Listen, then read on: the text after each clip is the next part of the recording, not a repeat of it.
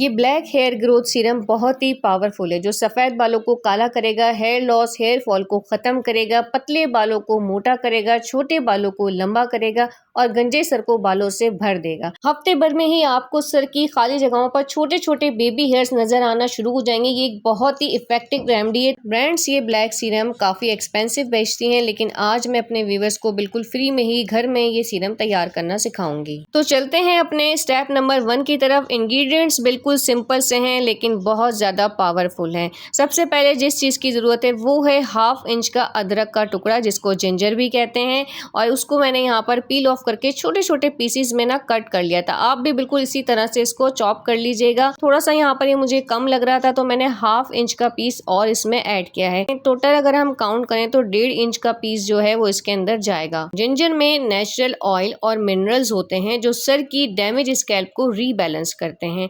ये आपके एक एक हेयर फॉलिकल्स पे काम करेगा। अच्छा, यहाँ पर जिंजर को सेम ऐसे ही कट करके हमने अपनी रेमेडी में यूज नहीं करना है, बल्कि इसको इस तरह से किसी भी चीज की हेल्प से कूट कर अपनी रेमेडी में शामिल करना है। इस तरह से क्या होगा, इसका जूस आसानी से रिलीज होकर हमारी रेमेडी में शामिल हो जाएगा। दूसरी चीज जो है जिसमें हमने रेमेडी तैयार करनी है वो है आयरन की कढ़ाई, क्योंकि हमने इस सीरम को अपने सफेद बालों को काला करने के लिए भी इस्तेमाल करना है। इसके लिए हमें हमेशा आयरन की जरूरत होती है, जो हमें आयरन की कढ़ाई से मिल जाएगा।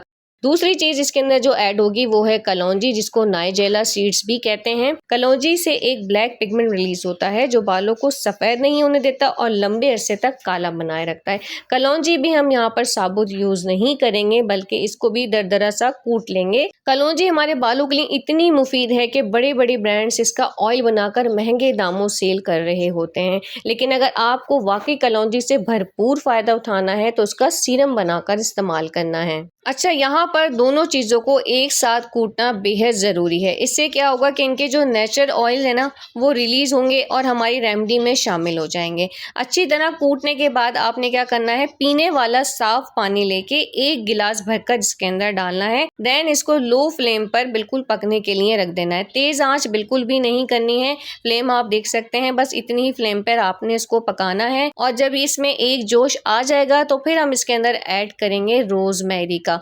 रोजमेरी की क्वांटिटी आपने बस इतनी लेनी है, 1/2 टीस्पून के बराबर, उससे ज़्यादा इसमें रोजमेरी ऐड नहीं होगा।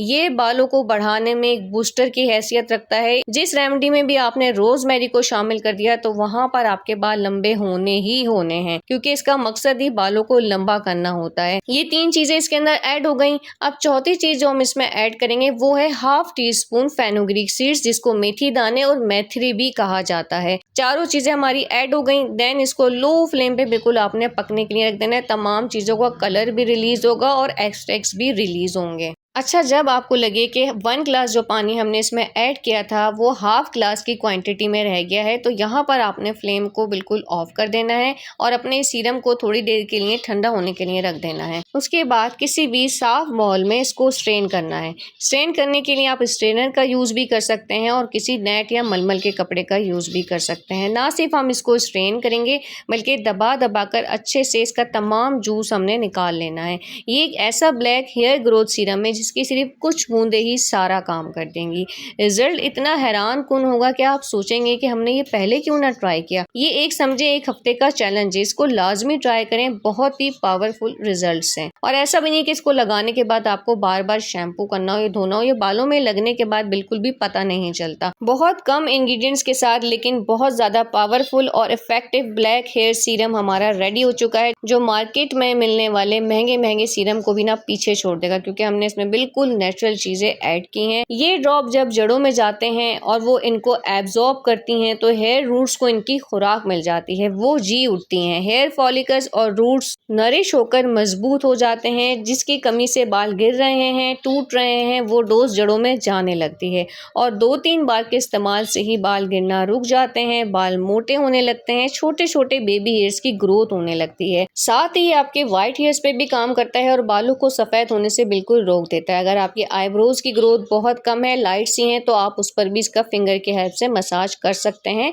कोई नुकसान नहीं है। और बालों में भी हल्के हाथ से इसका मसाज करना है, जड़ से लेके नीचे टिप तक तमाम बालों पर इसकी एप्लीकेशन करनी है। इसको बनाकर फ्रिज में आराम से स्टोर कर सकते हैं और साफ बालों में लगाना है। अगर चाहें तो शैम्पू कर सकते हैं और वीक में 4 to 3 टाइम्स इसको लाजमी लगाना है। अब चलते हैं अपने सेकंड स्टेप की तरफ। अच्छा, ये वाली रेमेडी उन लोगों के लिए है जिनके साथ एलोपेशिया का मसला चल रहा है, सर खाली खाली हो गया है, जगह जगह से पैचेस बन रहे हैं जहाँ पर बाल बिल्कुल भी नहीं है, आहिस्ता आहिस्ता उन जगहों से बाल साफ हो रहे हैं। जब कोई हेयर स्टाइल आगे से उठाकर बनाते हैं तो ऐसा लगता है आगे माथे पर कोई बाल ही नहीं है और पेशानी की जो दोनों साइड्स हैं वो खाली खाली नजर आती हैं। तो ये उनको फिलअप कर देगा।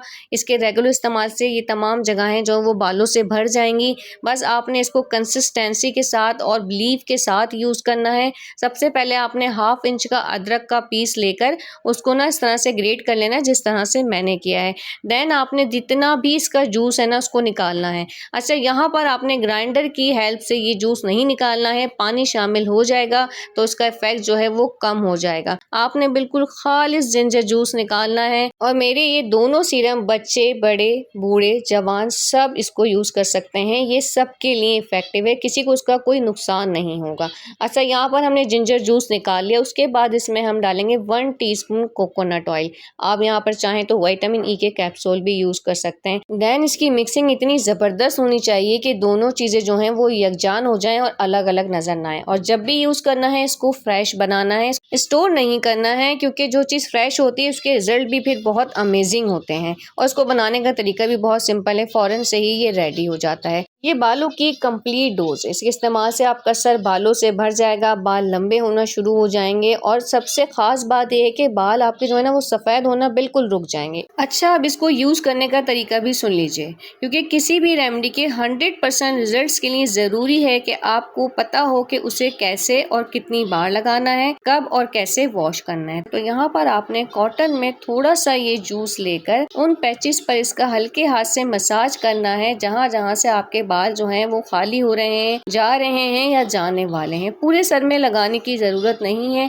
अगर आईब्रोज में कोई प्रॉब्लम है तो वहाँ पर भी इसका मसाज किया जा सकता है। और इसको वॉश करना भी ज़रूरी नहीं है, पूरे हफ्ते आपने ये लगाना है, लेकिन अगर टाइम नहीं है तो एटलीस्ट हफ्ते में 3 से 4 बार तो लाजमी इसकी एप्लीकेशन करनी है। फिर देखें आपको कैसे पावरफुल रिजल्ट्स मिलते हैं। चलिए जी, यहाँ पर हमारा हेयर केयर तो हो गया। अब टमाटर को स्टोर करने से लेकर एक बड़ी ही कारआमद सी टिप आपको बता रही हूँ, क्योंकि आजकल टमाटर बहुत ज़्यादा महंगे हैं और लोड शेडिंग भी काफ़ी ज़्यादा हो रही है। तो अगर आपने इनको सेव करना है तो उसके लिए आपने इनका जो टॉप वाला हिस्सा होता है ना वहाँ पर थोड़ा सा मोम लगा देना है।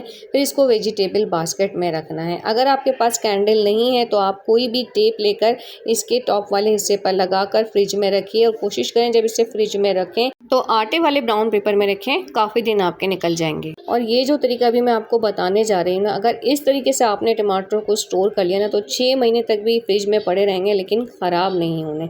सबसे पहले आपने क्या करना है, एक बॉयल देना है जिससे क्या हो कि इनकी स्किन फट जाए। तो फिर आपने फ्लेम को ऑफ करना है, टमाटरों को ठंडा करना है और फिर इनका जो छिलका है ना इसको रिमूव कर देना है। गलती हम ये करते हैं कि टमाटरों को पानी के साथ प्योरी बनाकर स्टोर कर लेते हैं, जिससे होता है कि जब सालन में डालते हैं तो कच्चापन महसूस होता है और ना ही सालन पर तार आता है। तो इनकी स्किन को लाजमी रिमूव करना है क्योंकि इसके चंक्स रह जाते हैं। फिर आपने बगैर पानी के टमाटर की प्यूरी बना लेनी है और एक खुले बर्तन में इस तरह से निकालना है। देखिए कितनी स्मूथ सी प्यूरी है ना, ये बिल्कुल भी पतलापन नहीं है इसके अंदर। तो ये बिल्कुल मार्केट जैसी टोमेटो प्यूरी रेडी होगी। इसको आप आराम से 6 महीने तक अपने फ्रीज़र में स्टोर कर सकते हैं। बस इसको आपने फ्रीज़ करने के बाद छोटे छोटे पीसेस में कट करके 1 टाइम का यूज़ का पैकेट बनाकर स्टोर कर लेना है। तो अगर पैकेट में सेव करते हैं तो हमारी प्यूरी में इजाफी पानी भी शामिल नहीं होगा। तो ये थी मेरी आज की वीडियो। अगर आपको मेरी वीडियो में से कुछ भी पसंद आया तो अपनी फैमिली और फ्रेंड्स के साथ ज़रूर शेयर कीजिएगा ताकि वो भी फ़ायदा उठा सकें। और मुझे कमेंट करके ज़रूर बताइएगा कि आप किस तरीके से टोमेटो प्यूरी को स्टोर करते हैं। और अगर अभी तक न्यू है तो जल्दी से सब्सक्राइब कर लीजिए और एक छोटू सा लाइक भी हो जाए। इंशाल्लाह नेक्स्ट वीडियो में मिलती हूँ। अल्लाह हाफिज़।